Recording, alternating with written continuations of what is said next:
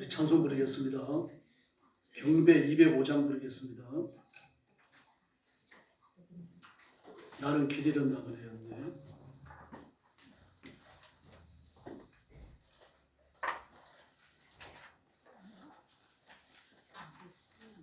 경배 205장입니다.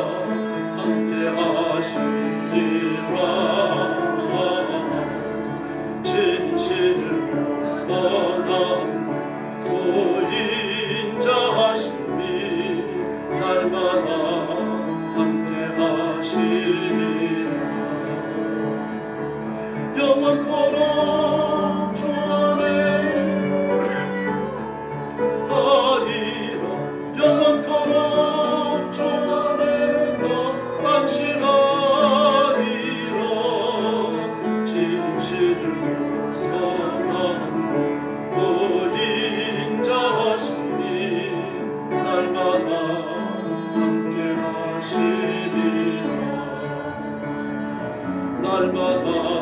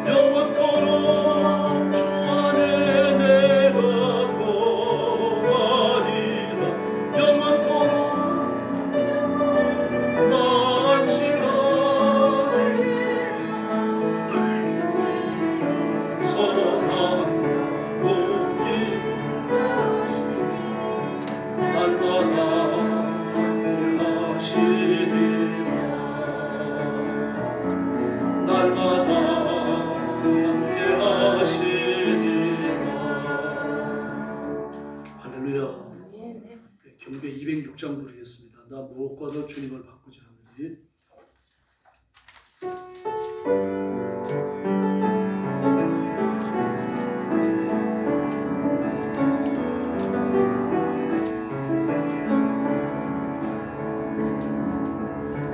무엇과도 주님을 바꾸지 않으니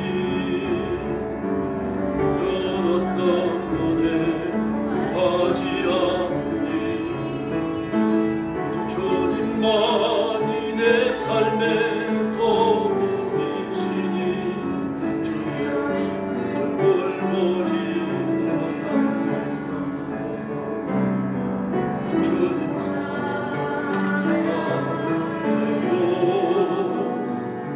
원망과 정성만에 하나님의 진실 증거되리라. 한 번 더 부르겠습니다. 나 무엇과도 주님을 바꾸지 않으니 다른 어떤 은혜 하지 않니 주님만이 내 삶의 도움이시니 주를 버리고 주님 사랑으로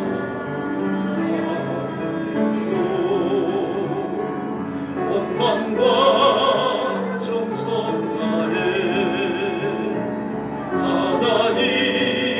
하나님의 신실 증거되리라.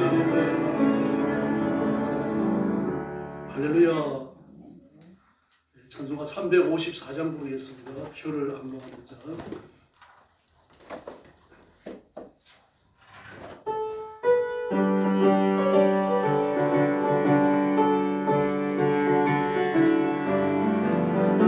주를 악모하는 자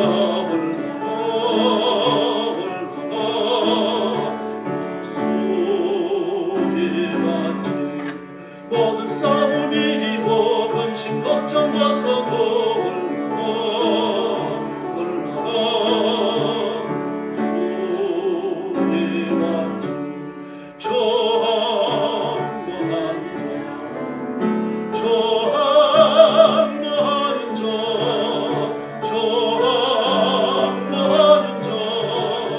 널 강구하니 주를 악모하는 자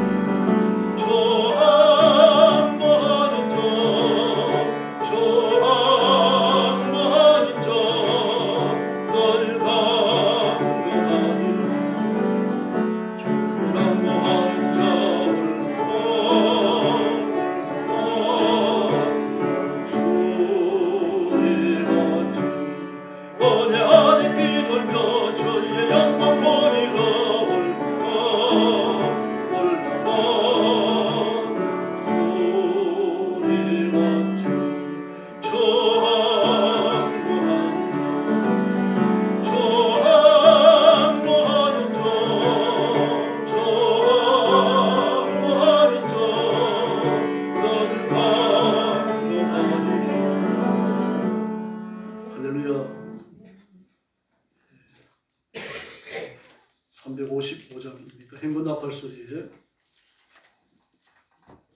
같이 부르겠습니다. 몇 장이죠? 320장인가요? 360장 행군 나팔 소리.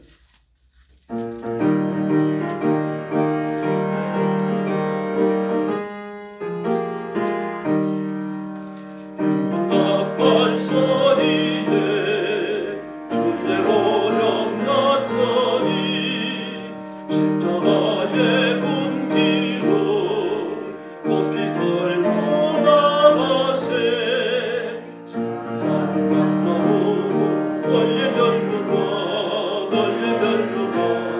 바다 소리가 산산과 싸우고 너의 멸류관 예루살렘 성에서 멸류관하더니 저 요단강 건너 산 바치는 날 너의 멸류관 예루살렘 성에서 한마디 권세로 모두 깨쳐버리고 승리하신 주님과 승전나를 부르세 산과 싸우고 너의 멸류관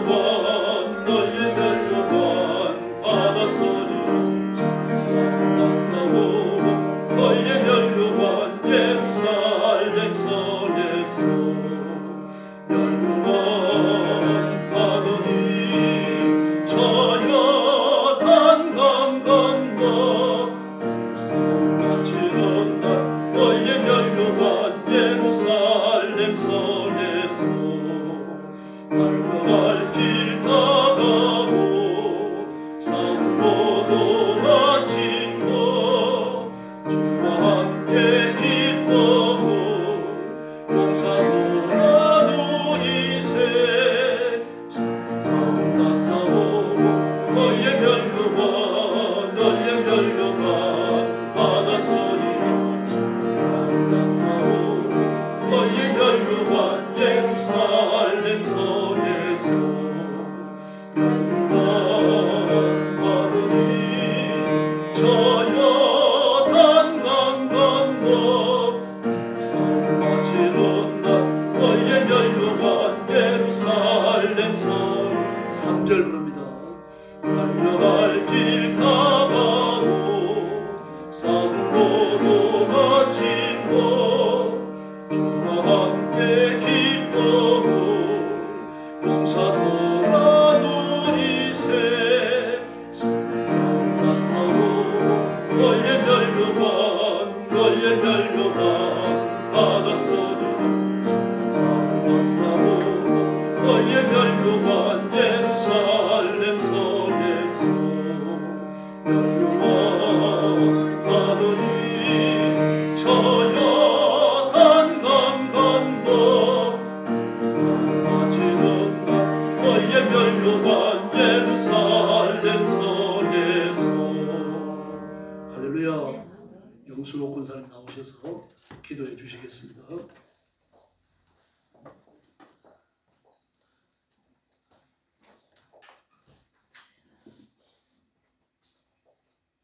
참 좋으신 하나님 아버지, 항상 말씀으로 저희들을 인도하여 주심을 감사드립니다. 아멘.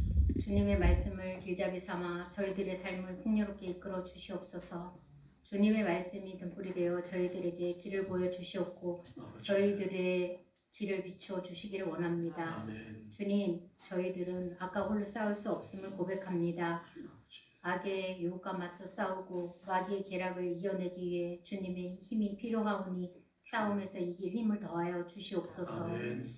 주님, 담임 목사님 성령의 능력을 부어주시고 말씀을 선포하실 때 저희 모두 심령이 변화되고 새 힘을 얻게 하옵소서. 아멘. 저희들의 구원이 그리스도에 대한 믿음을 통해 온다는 것을 인지하오니 저희들의 믿음이 굳건할 수 있도록 함께해 주시옵고 아멘. 저희를 창조하시고 빛으로 인도하시는 주님께 감사드리오며 예수님의 이름으로 기도드립니다. 아멘.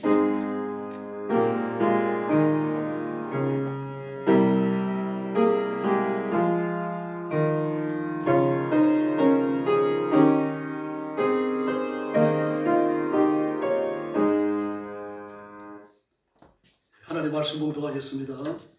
고린도전서 6장 12절부터 20절까지입니다. 신약 성경 269페이지입니다. 269페이지 고린도전서 6장 12절부터 20절까지 한 절씩 교독합니다. 12절 말씀 제가 먼저 보겠습니다. 모든 것이 내게 가하나 다 유익한 것이 아니요 모든 것이 내게 가하나 내가 무엇에든지 얽매이지 아니하리라.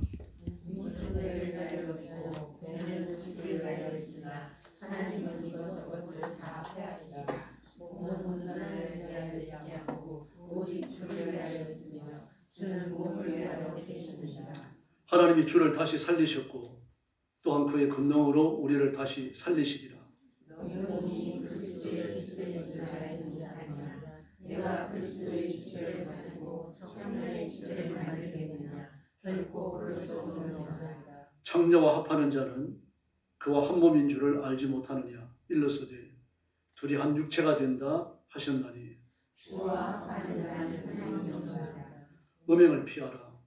사람이 범하는 죄마다 몸 밖에 있거니와 음행하는 자는 자기 몸의 죄를 범하느니라. 너희 몸은 너희가 하나님께로부터 받는다. 너희 가운데 계신 성령의 전인 줄 알지 못하느냐. 너희는 너희 자신의 것이 아니니라. 20절 같이 공독합니다. 값으로 산 것이 되었으니 그런즉 너희 몸으로 하나님께 영광을 돌리라. 아멘. 말씀의 제목은 7계명을 지킬 이유입니다. 오늘 본문은 7계명을 지킬 이유 6가지를 말씀하십니다. 7계명을 지키는 것은 그리스도인이 살아가는 삶의 원리이기 때문입니다. 다시 말해서 기독교인다운 결심입니다. 기독교인이 되어서 7계명을 어긴다는 것은 온당치 않다는 이야기죠. 더구나 마지막 6번째에 살펴보겠습니다만 7계명을 범하고 회개하지 않는다면 그는 거듭난 사람이 아닙니다. 12절에서 바울은 이렇게 말합니다. 모든 것이 내게 가하나 다 유익한 것이 아니요 모든 것이 내게 가하나 내가 무엇이든지 얽매이지 아니하리라. 모든 것에 내가 가하다. 7계명을 어기며 살아가는 것도 내가 할 수 있다는 이야기입니다. 정말 바울은 총각으로 살았잖아요. 결혼 안 했죠. 미혼이었어요. 근데 사실 궁금하긴 해요. 그 진짜 총각이었는지. 왜냐고 하면 잘 나갔잖아요.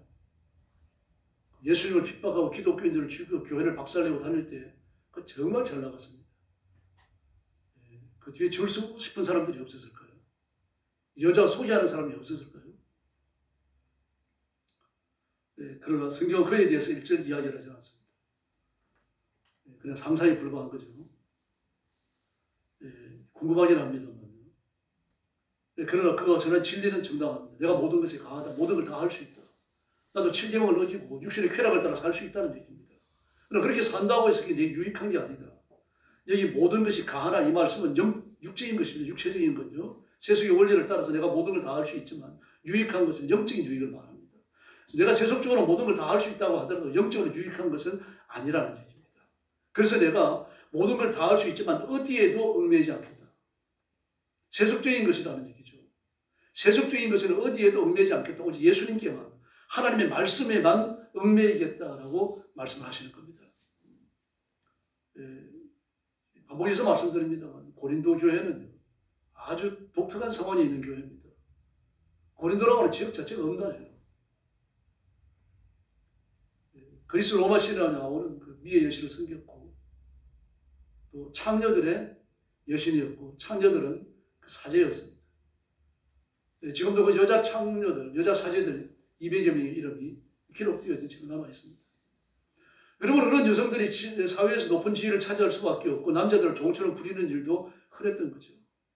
그래서 바울은 고린도 교회에 편지를 보내면서 교회에서 여자들이 발언하는 것과 가르치는 것을 허용하지 않겠다라고 말합니다. 만약 누가 배울 것이 있다면 집으로 돌아가서 남편과 자녀에게 배우라 이렇게 말합니다. 아들에게 배우라. 이게 그 당시 고린도 교회가 처해 있는 형편이었습니다. 아주 사회 자체가 음란했습니다. 로마 신화의 미의 여신이 그냥 주신이 되어져 있고 그 주신을 섬기는 여자 사제들이 창녀들이니까요. 그런 사회니까 이 공공연하게 7계명이 저질러지는 수밖에 없었던 그런 형편이 있습니다. 그런 곳에 산다고 하더라도 나는 영적인 유익을 위해 가지고 어디에도 얽매이지 않는다. 그런 사실에 얽매이지 않는다. 사회가 어떻게 흘러간다고 하더라도, 사회 분위기가 어떤 분위기를 가지고 있다고 하더라도 나는 거기에 얽매이지 않겠다는 이야기입니다. 다시 말해서 7계명을 지키겠다는 이야기죠. 이 기독교인다운 삶이라는 이야기입니다. 우리가 그런 핑계를 댈 때가 많아요. 요즘 사회가 그렇잖아요. 그런 핑계. 누구도 그러는데요. 하나님 말씀 앞에서 올바른 핑계가 아니죠. 하나님 말씀이 아니면 아닌 겁니다. 맞다고 하면 맞는 거예요. 저는 트럼프는 개인적으로 안 좋아합니다. 좀 대통령다운 풍부가 없죠. 그런 위험이 없습니다. 그런데 내가 트럼프를 좋아하는 이유가 있습니다. 그래서 세 가지 측면에서 기독교인의 성경적 사고를 정확하게 표명했습니다. 앞장서서 드러냈습니다. 일단 동성애를 반대합니다. 하나님 만드신 성은 둘뿐이다. 남자와 여자다. 제3의 성은 없다. 그런 말 하기 어렵죠. 대통령으로서요. 대통령이 되기 전에도 그와 비슷한 말을 했습니다. 동성애자들 뉴욕에서 막 이 데모크레이션을 하고 있을 때 그걸 반대하는 목사님 한 분이 나서가지고 그 동성애를 왜 하지 말아야 되는지 그와 관련된 성경을 읽었어요. 창세기 1장, 2장, 3장을 읽고 그리고 고린도전서에 나오는 이 장을 읽고 읽었습니다. 그리고 기도했어요. 근데 현장에서 붙잡혀갑니다. 그런데 트럼프가 그런 말을 했습니다. 동성애자들이 데모를 하고 자기 주장을 하고 막 사람에게 해를 끼치면 그냥 두고 목사님이 단지 성경을 읽고 기도한 것만 가지고 잡아가서 조사하느냐. 후보 시절입니다. 그 성경적 가치가 분명히 했습니다. 또 하나 그런 말을 했습니다. 지금 모든 학교에서 신화를 지멋대로 가르치고 주장을 하고 그러면서 창조론을 못 가르치게 하고 창조론을 가르친 교사들을 감옥에 가두니까 이게 바른 국가냐, 이게 올바른 국가냐. 그 말을 했습니다. 또 한 가지 이야기했죠. 무슬림에는 폭력주의자들을 반대한다. 그래서 나는 무슬림의 이민을 반대한다. 무슬림 이민자들을 받을 때는 특별히 조사를 더 많이 해라. 그런 말을 했습니다. 기독교에 대립시키면서 한 말은 아니지만 기독교적 사고죠. 그런 자신이 기독교인이며 성경적 진리를 이 숭상하고 따라간다는 데 있어가지고 그렇게 오지 말아라. 말했어요. 아무 눈치도 보지 않습니다. 더구나 하나님이 만드신 성은 둘뿐이다. 남자와 여자다. 제3의 성은 없다. 그러면서 어린 아이들이나 청년들이 동성애 그 성전환 수술을 하려고 하면 그 수술 전액을 정부가 줬어요. 재활치료도 정부가 해줬습니다. 이제 그 돈을 다 삭감해 버립니다. 안 줘요. 심지어 무슨 일이 벌어진다고 두 번 말씀드렸습니다. 초등학교에서요. 초등학교에서. 어떤 어린아이가 성정체성으로 고민을 하면은 내가 어떨 때는 여자인 것 같다. 이런 말을 상담 중에 하면은 그 교사들이 아이를 불러가서 상담하게 되어 있습니다. 의무적으로. 그 상담하다 그런 말을 하면은 그 아이를 엄밀히 불러가지고 너 성전환 수술을 하려면 물어봐요. 미국이 이렇게 되어 있습니다. 지금. 만약 우리나라도 차별금지법을 통과시킨다고 하면 못 그렇게 됩니다. 근데 트럼프가 이걸 반대했습니다. 성전환 수술과 성전환 수술자 재활에 들어가는 모든 비용을 제로로 만들어놨습니다. 데모를 하고 화를 내고 난리죠. 잘하는 겁니다. 그렇게 해서라도 하나님의 말씀이 집행되어야 할 줄로 믿습니다. 이 바울이 지금 그 입장에 서 있는 겁니다. 사실 뭐 7계명을 범했다 그래가지고 당연히 벼락이 떨어지는 거 아니잖아요. 뭐 꿈속에 천사가 나타나서 목을 조르기 일어납니까? 아무 일도 안 일어납니다. 그저 범죄했더라도 입시서 버리면 그걸로 끝난다는 이야기입니다. 그러나 그게 뭡니까? 결국은 죄의 노예로 자신을 타락시키는 겁니다. 한 번 범한 죄는 두 번 범하기 쉽습니다. 두 번 범하다 보면 습관이 되는 거죠. 정치인들이 왜 무너집니까? 돈 때문에 무너지는 정치는 다시 일어나요. 그러나 치적 문제로 무너지는 정치는 못 일어납니다. 그럼 매대로 말아요. 공무원도 마찬가지죠. 돈 때문에 무너지면 뭐 집을 팔고 뭐 어째가지고 그걸 메꿀 수 있습니다. 그러나 치적 문제, 여자 문제로 넘어지면 그걸 끝나버려요. 이번에 대법관 문행배도 보시죠. 음란수계라고 그러잖아요. 음란수계 행배쿤이라고 그러죠. 아마 그거 얼마 못 갈 겁니다. 그런 사람이 대법관에 앉아있어가지고 대법관 헌재죠. 헌재 위원장 말이죠. 헌재 최고 아닙니까? 헌재 재판장을 대항하는 위치에 그런 사람이 앉아있어도 되겠습니까? 백성들한테 음란수기라고 불리는 사람입니다. 입으로 옮기기 부끄러운 일들을 많이 했습니다. 그런 동영상, 실제 사람과도 맞습니다. 부적절한 관계가 생기고 지금까지 계속되고 있는 걸로 그렇게 지금 알려지고 있습니다. 이 성적인 쾌락은 사람을 노예로 만들만큼 강력합니다. 그런 힘을 지니고 있어요. 그래서 바울은 사회 풍조의 비도덕성을 경고하는 겁니다. 나는 이런 데 절대 빠지지 않겠다. 나는 하나님의 자녀, 거듭난 사람, 이스라엘, 영적인 이스라엘 하나님의 백성이기 때문에 그렇게 자신의 결심을 이야기하는 겁니다. 그리고 오늘 우리가 읽었던 12절 말씀은요. 1절에 진술된 이 원리를 성윤리에 비추어 가지고 스스로 고백하는 말입니다. 우리 하나님의 사람이며 하나님의 백성이며 하나님의 종인 줄 믿습니다. 그렇다고 하면요. 7계명을 반드시 지켜야 합니다. 그다음에 7계명을 지켜야 되는 두 번째 원리는 초월의 윤리이기 때문에 딴의 윤리가 아닙니다. 딴의 윤리는 그저 은근슬쩍 넘어갈 수 있습니다. 그러나 하나님 앞에서는 넘어가지는 않습니다. 다시 말해서 이 윤리는요. 이 세속에서 살아가는 그리스도인들에게 요청되는 겁니다.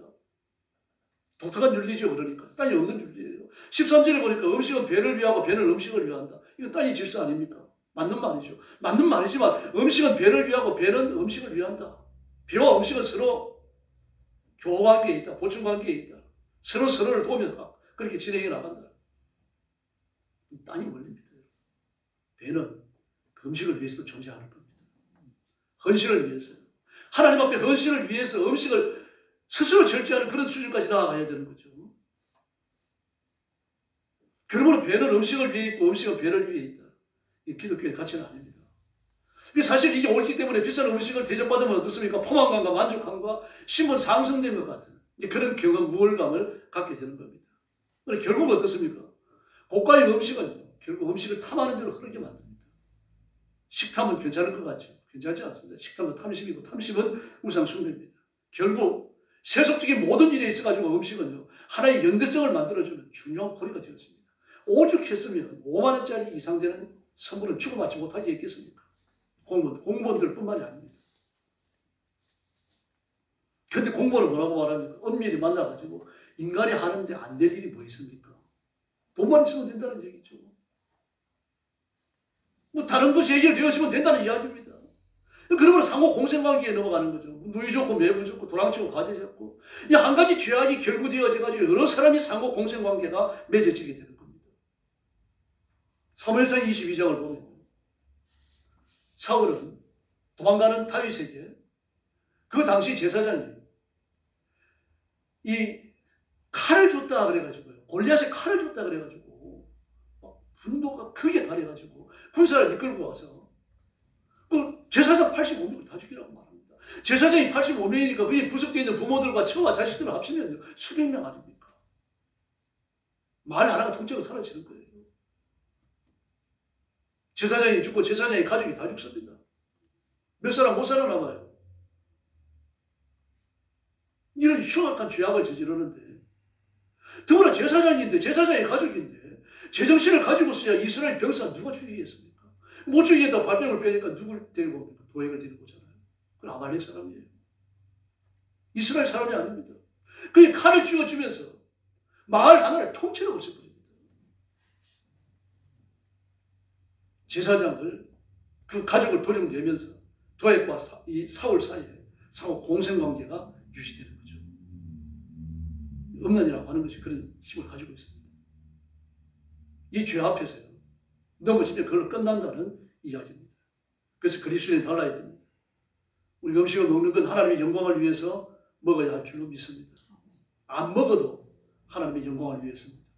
그러므로 음식은 배를 위해 있지 않습니다. 하나님의 영광을 위해 있습니다. 밥을 굶는 것도 금식하는 것도 하나님의 영광을 위해서 하는 거죠. 그러므로 그리스도인은 자신의 배가 원하는 세속적 욕구를 따라 사는 것은 결국 우상 숭배에 빠지는 길입니다. 성도 마찬가지입니다.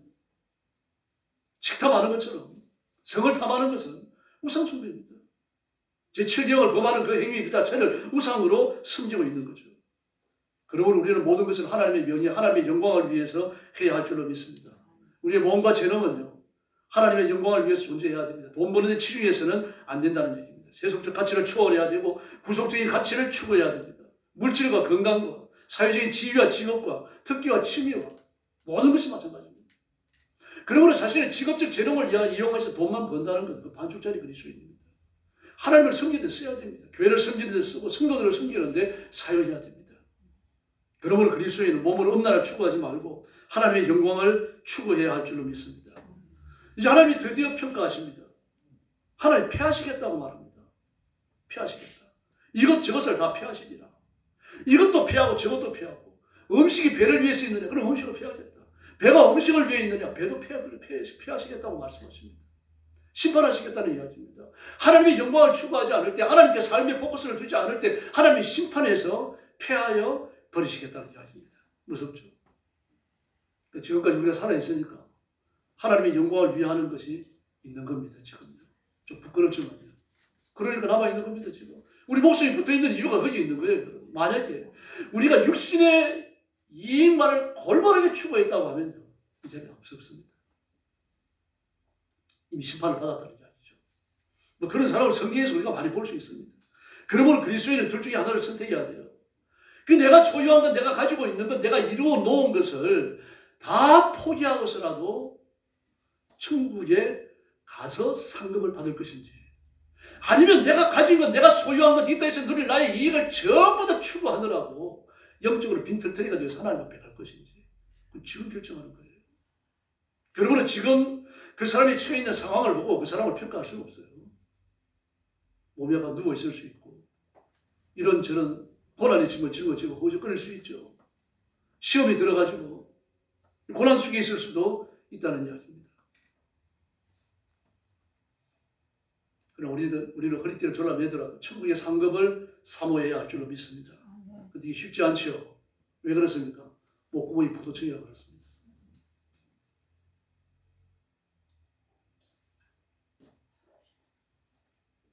여러분, 우리 정치인 아니잖아요. 공무원도 아닙니다. 돈 많이 가지고 있는 부자도 아니죠. 서민입니다. 그러나 우리는 하나님의 자녀요, 하나님의 백성인 줄로 믿습니다.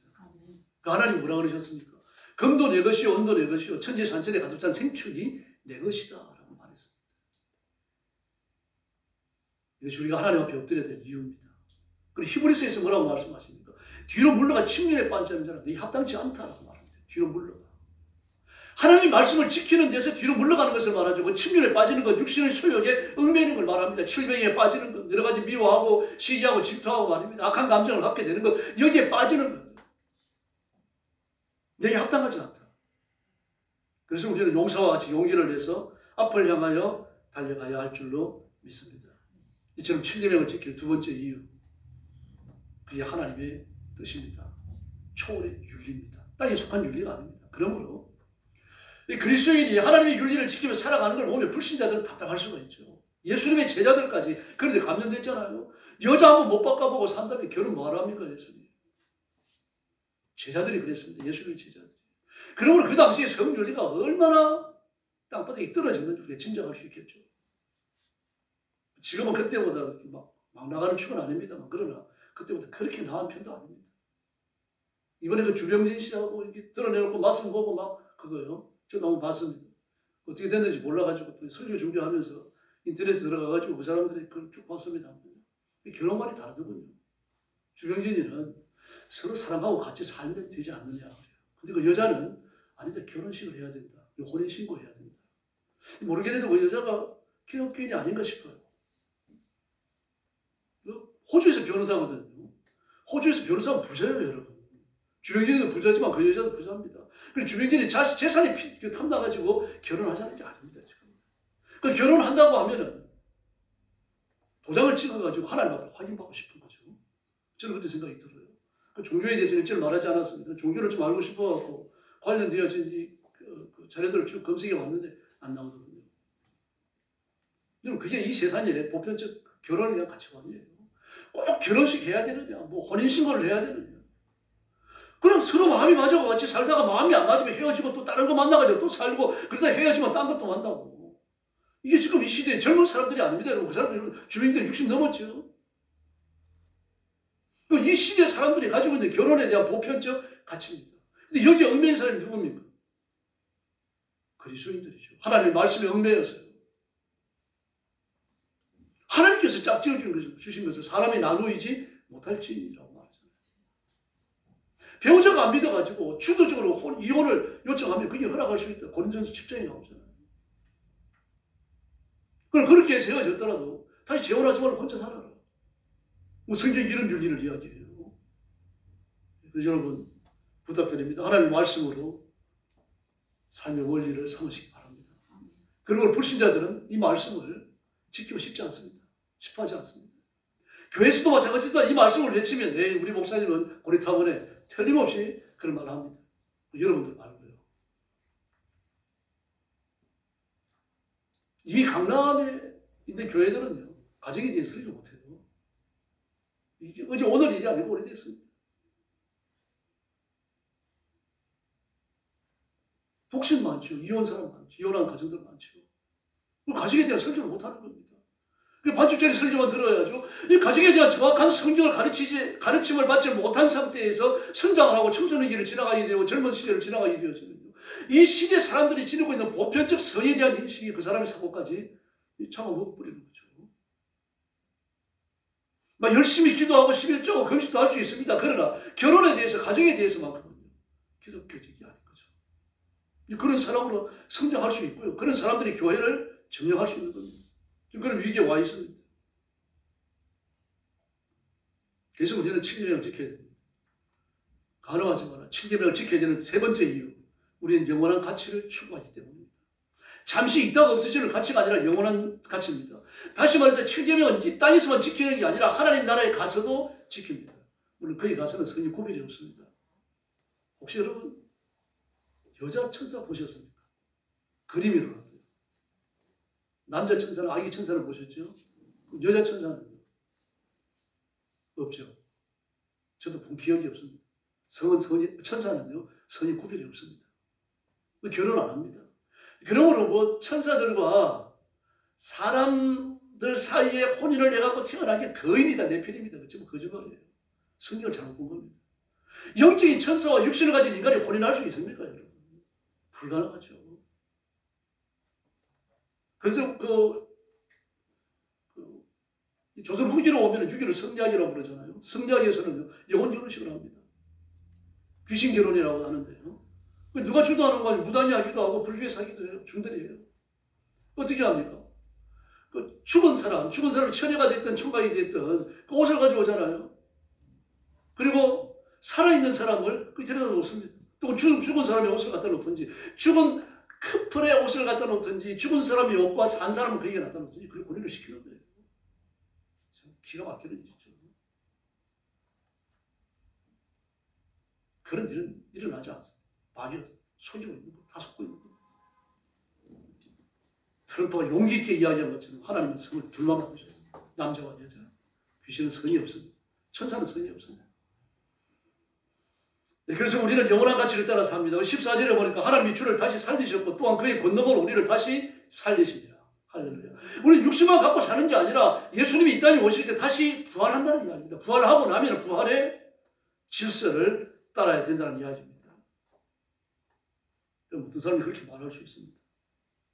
그렇다고 하면 예수님은, 바울은 지나친 금욕주의자가 아닙니까? 지금 바울이 금욕에 대해서 이야기합니까?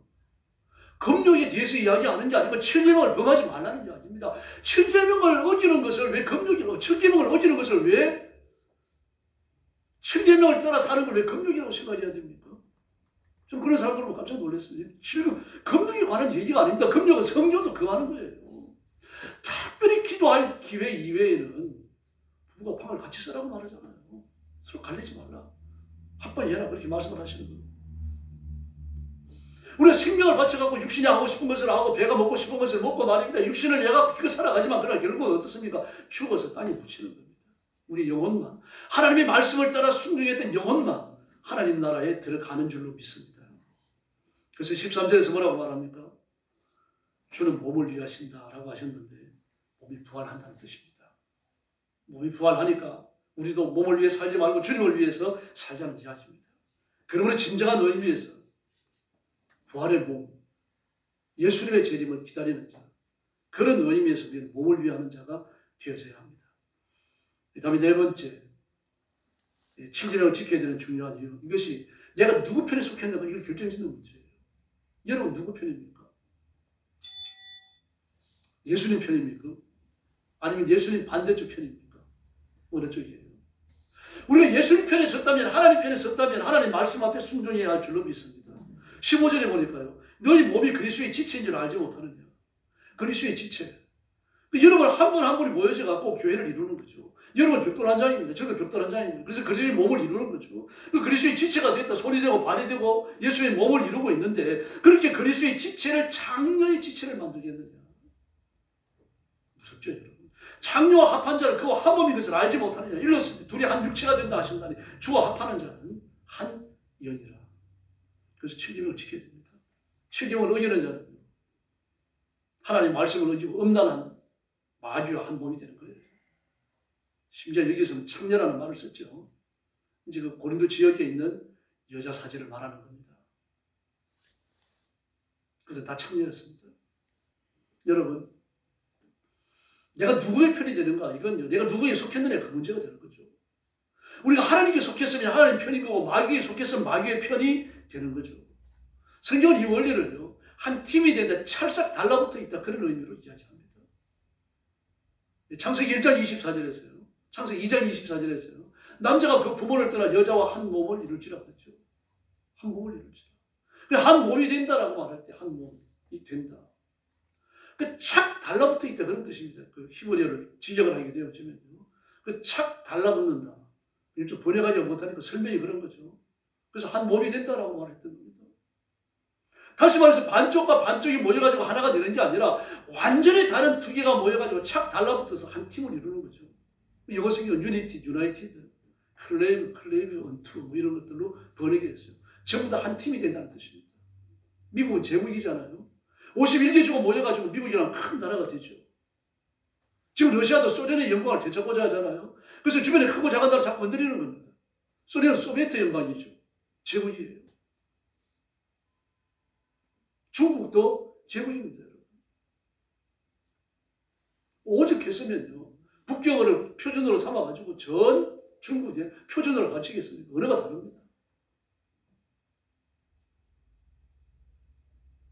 그 본토에 있는 사람들이 홍콩 가면 대화가 통하지 않습니다. 통역가가 있어야 됩니다. 뭐 본토 안에서도 마찬가지입니다. 남북으로 멀리 떨어져 있고 동서로 멀리 떨어져 있죠. 광둥 지방만 가도 못 알아들어요. 산에서 통하는 말이 할빈만 가도 못 알아듣습니다. 완전히 불통은 아니지만 광둥 같은 데 가면요, 완전히 불통이에요. 안 통합니다. 일단 성주가 바뀌어버립니다. 문율이 바뀌어버려요. 그래서 못 알아듣는 거죠. 이 중국어를 배우다가 다 그만두는 사람들이 성주 때문에 그만둡니다. 그래서 중국 다니는 사람들을 보면 한문 세대는 한문을 많이 하니까 한문어로는 통용이 돼요. 근데 말이 안 돼요. 그러니까 중국 사람들 보면 희한하죠. 왜 걸은 되는데 말이 안 되지? 바꿔져 있잖아요. 말이 되고 걸이 힘든 거죠. 근데 우리나라 사람들은요, 걸은 되는데 말이 안 되는 사람들이 많습니다. 이게 언어입니다, 여러분. 제국이죠. 제국. 어디에 속했느냐? 내가 어느 제국에 속했느냐? 어느 나라에 속했느냐? 내가 아프리카 가나에서 태어났다면 지지도 못 사는 거지처럼 살다가 죽는 겁니다. 그럼 미국에서 태어났으면 미국 사람으로 살다가 죽는 거죠.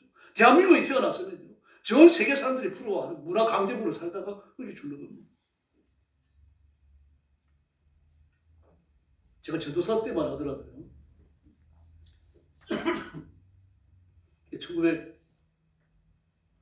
1980년대죠. 학부 공부하고 신대원 하려고 그럴 때요. 이제 아이들하고 앉아가지고 이제 중고등학생들, 청년들도 그렇고 이제 중고등학생들하고 이제 의식 조사를 합니다. 청년들은 이제 성품 검사 같은 거 많이 하고 의식 조사를 하면서 뭐 저만 그런 건 아니지만 질문을 넣어요. 네가 만약에 다시 태어나고 싶다면 어디에서 어느 나라에서 태어나고 싶으냐 그래 물어요. 그 애들이 뭐라고 대답할 것 같습니까? 조국 대한민국이에요. 이렇게 말하는 사람은 극히 소수입니다. 대부분요, 일본에서 태어나고 싶다 그럽니다. 80년대는 일본이 경제 부흥으로 말미암아 한껏 거품이 낄 때죠. 도쿄 땅을 팔면은 미국을 산다라고 말을 그랬답니다. 막 소니, 막 파나소닉, 막 이런 것들이 막 전 세계적인 브랜드가 돼갖고 말입니다. 소니에서 새 상품이 나오면 한 달이 뭡니까? 며칠만 지나버리면 청계천에 그 카페 상품이 나오고 말이죠. 우리나라 전부 다 일본 제품 카페 해가지고 100개 가지고 오늘날의 경제를 준 거 아닙니까? 그런 일본에서 태어나고 싶다. 잘 살았거든요. 막 일본의 노래, 일본인들의 지금 일본의 애니메이션 지금도 유명하잖아요. 막 그런 나라에 살고 싶다라고 얘기하는 거죠.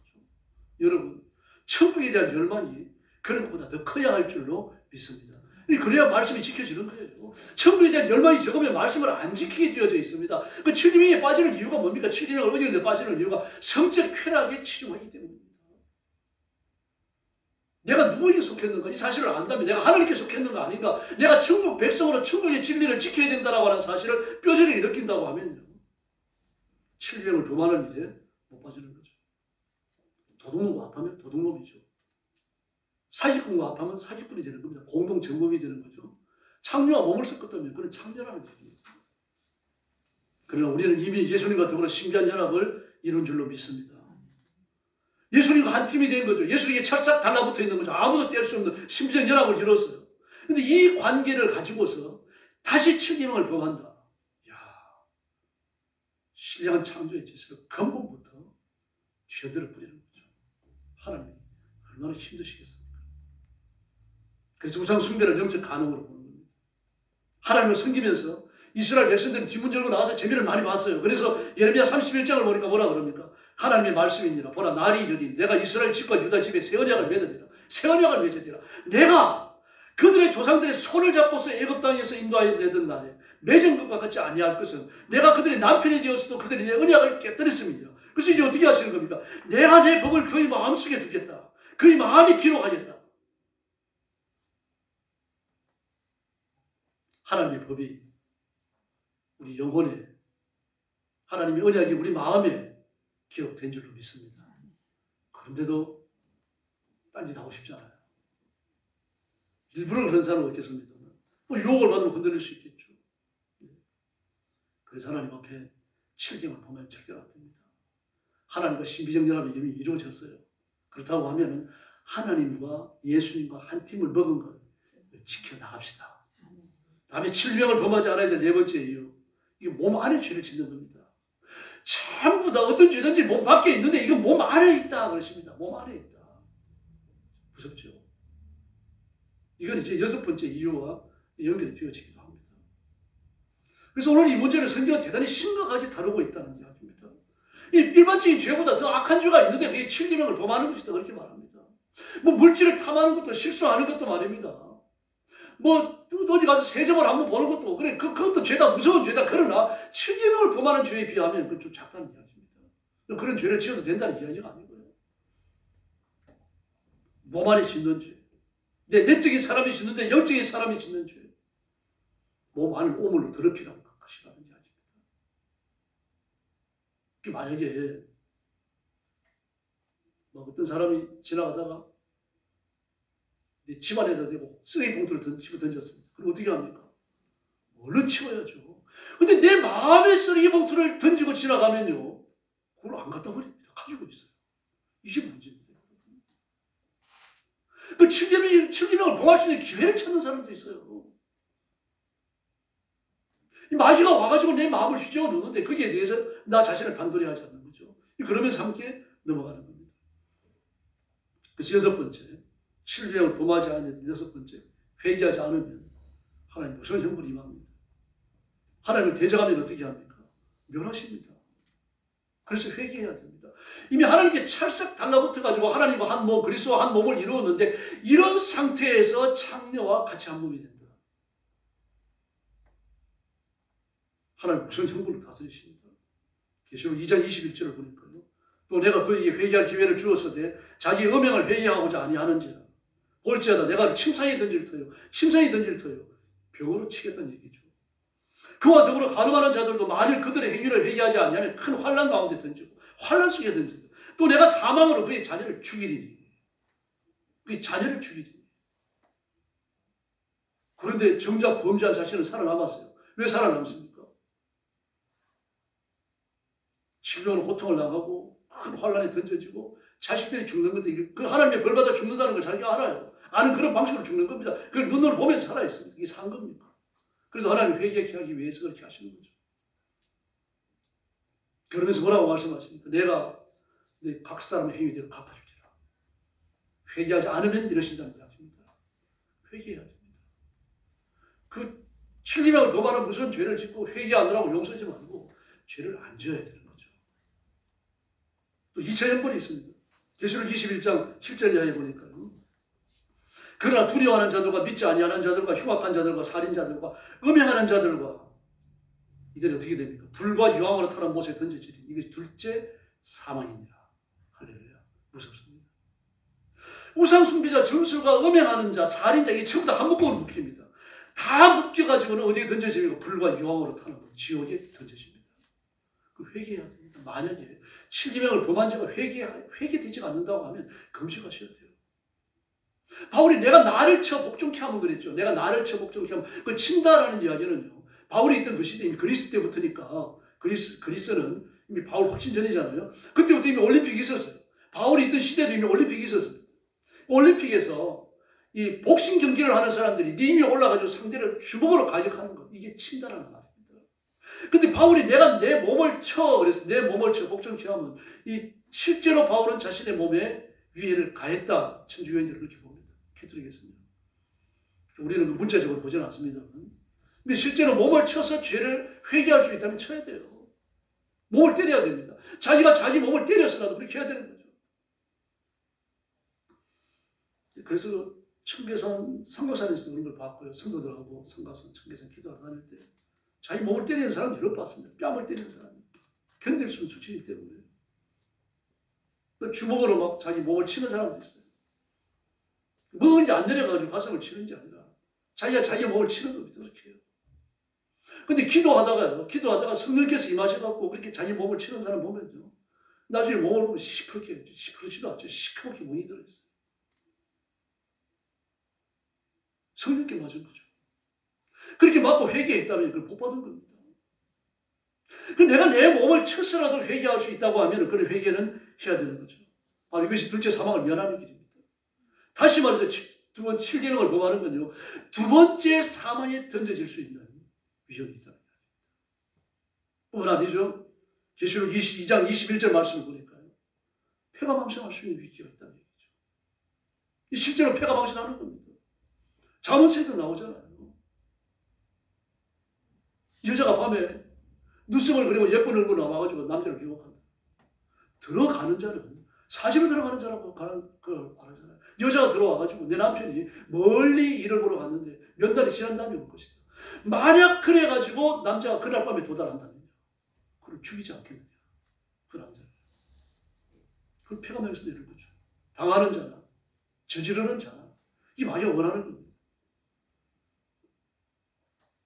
그리고 진리의 말씀이 굳게 섭시다. 그리고 이 시대의 젊은 사람들을 위해서 기도하셔야 됩니다. 지금 젊은 사람들이 국가관이 깨어지고 있죠. 국가관이 새로워지고 있습니다. 전쟁을 경험한 세대가 아니에요. 계엄도 경험한 세대가 아닙니다. 그리고 저런 공비들이 넘어와가지고 나라가 발칵 뒤집어졌던 이런 걸 경험한 세대도 아니고요. 근데 그런 사람들이 공산주의 위협을 깨달아야 직합니다. 10대, 20대, 30대가. 공산주의가 얼마나 위험한 사상인지 그걸 아는 겁니다. 부정선거를 통해가지고 나라가 뒤집어지고 나라의 운명이 바뀌고 대통령이 군인을 행사할 수 없잖아요. 대통령이 면서기만도 못해요. 대통령이 보니까요.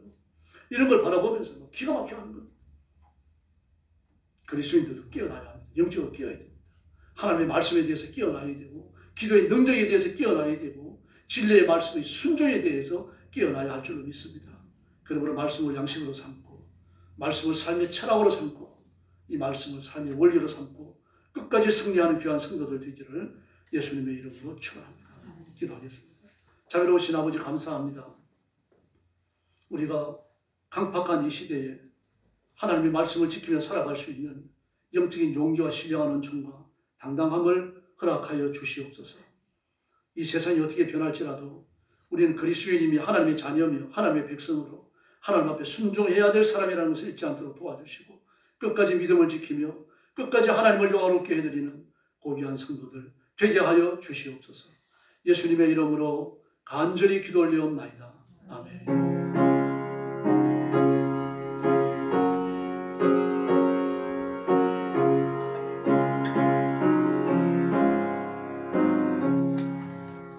찬송가 463장 부르겠습니다.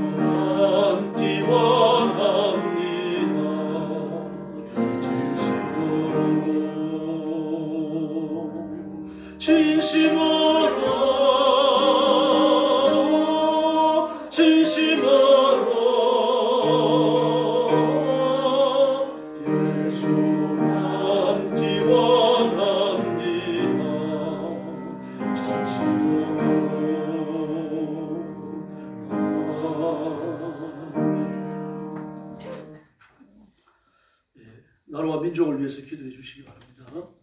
대통령을 위해서 부르짖어 주시기 바랍니다. 그리고 교회 성장과 성숙을 위해서 기도해 주시고 또 여러분 가정이 하나님의 복을 받아 평안하도록 은혜로 충만하도록 기도해 주시기 바랍니다. 다음 주일날 여전도의 헌신 예배 있습니다. 찬양 연습 잘 해주시고 빠짐없이 참석하도록 그렇게 하시기 바랍니다. 옆에 분들하고 인사 나눠주시기 바랍니다. 한 번 더 인사하시죠. 예수님께 순종합시다. 예수님께 순종합시다. 할렐루야. 축도하고 오후 예배 마치겠습니다. 이제는 우리 구주 예수 그리스도의 은혜와 하나님 아버지의 극진하신 사랑과 성령님의 도우심과 인도하심과 교통하심이 오늘 주일 오후 예배의 기쁨으로 참여하고 이 말씀을 따라 예수님께 전적인 순종을 바치며 살기 원하는 사랑하는 모든 성도들 머리 위에 영원토록 함께 계실지어다. 아멘.